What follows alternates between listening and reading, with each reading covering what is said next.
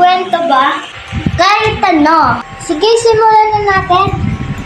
Isang araw, may babaeng naglalakad. Ang pangalan ay Princess. Habang naglalakad siya, nakita niya... Pwede ba ako sumali? Hindi pwede. Hindi kami nakikipaglaro sa mga pangit. Oo nga, ang pangit mo. Grabe naman kayo sa akin. Tsaka babae ko, no? Alis ka na dyan, baka gusto mo masuntok.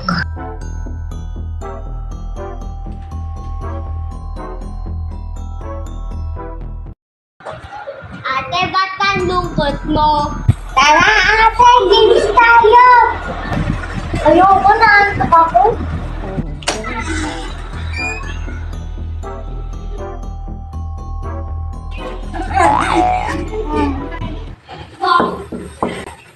Ate, bili ka daw kape.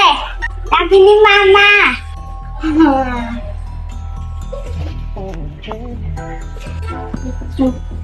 Hoy, pangit!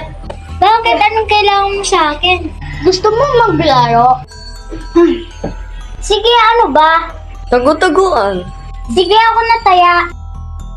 1, 2. Habang Ay, tigilan nga ate ko. Ano? Gusto mo ulit ba? Ate mo ba to?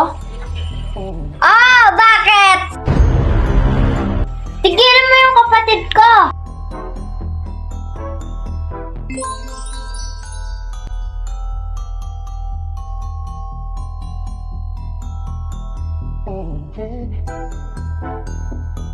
Gab! Anong nangyari, ate? Tara na! Padaan, miss. Sandali, sumama muna kayo sa akin. Bakit? Nasaan kami? Magic?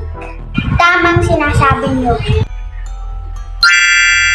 Etong inumin mo, maniwala ka sa akin. Ha? Wala man nangyari. Wow!